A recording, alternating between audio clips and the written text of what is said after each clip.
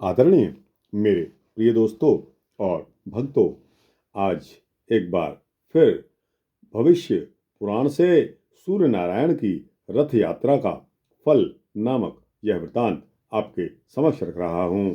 दोस्तों, यह एक सूक्ष्म वृतांत है। ज़्यादा से ज़्यादा 5-7 मिनट का होने वाला यह वृतांत है। मैं आप सभी से उम्मीद करता हूँ कि इस वृतांत के अंत तक आप बने रहेंगे मेरे साथ। आपको सूर्य नारायण देवता की रथ यात्रा के फल के बारे में अवगत होना जरूरी है। तो दोस्तों, आइए इस सूक्ष्म वृतांत को शुरू करते हैं।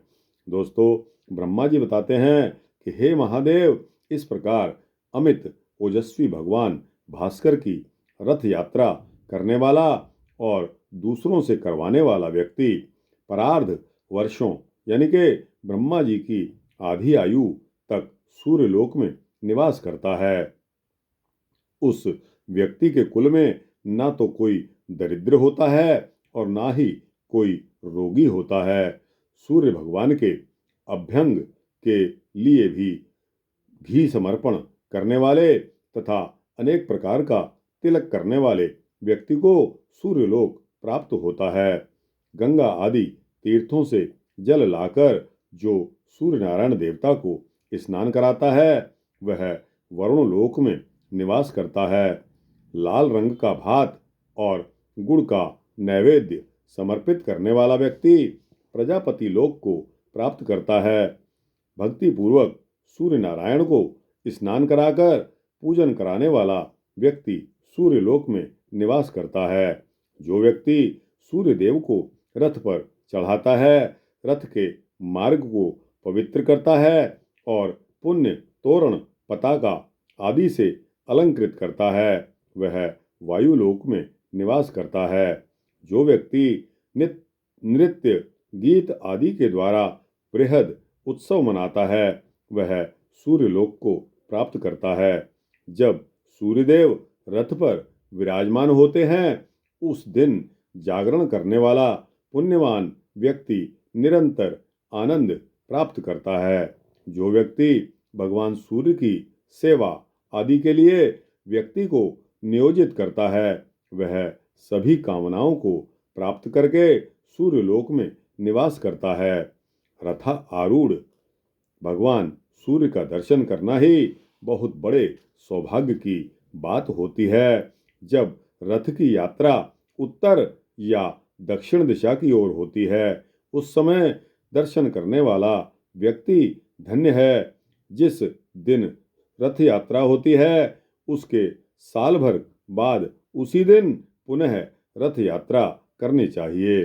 यदि वर्ष के बाद यात्रा न करा सके तो 11वें वर्ष अतिशय उत्साह के साथ उत्सव संपन्न करके यात्रा संपन्न करानी चाहिए।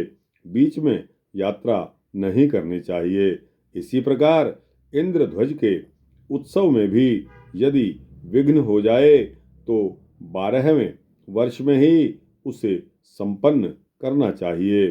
जो व्यक्ति रथ यात्रा की व्यवस्था करता है, वह इंद्र आदि लोकपाल के सायुज्य को प्राप्त करता है।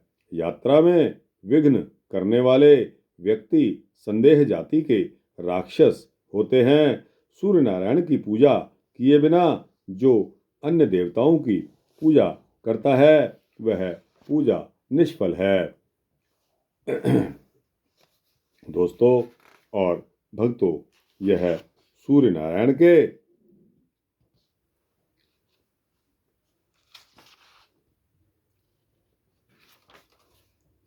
रथ यात्रा के समय जो सूर्य नारायण का दर्शन करता है, वह निष्पाप हो जाता है। छठी, सप्तमी, पूर्णिमा, अमावस्या और रविवार के दिन दर्शन करने से बहुत ही पुण्य प्राप्त होता है।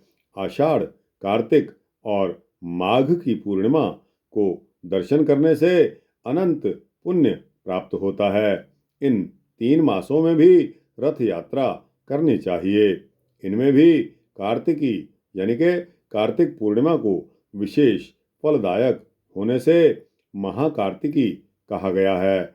इन समयों में उपवास रखकर जो भक्ति पूर्वक भगवान सूर्य की पूजा करते हैं वह सद्गति को प्राप्त होते हैं। संसार पर अनुग्रह करने के लिए प्रतिमा में स्थित होकर सूर्यदेव स्वयं पूजन ग्रहण करते हैं। जो व्यक्ति मुंडन कराकर स्नान, जप, होम, दान आदि कराता है वह दीक्षित होता है। सूर्य भक्त को अवश्य ही मुंडन कराना चाहिए।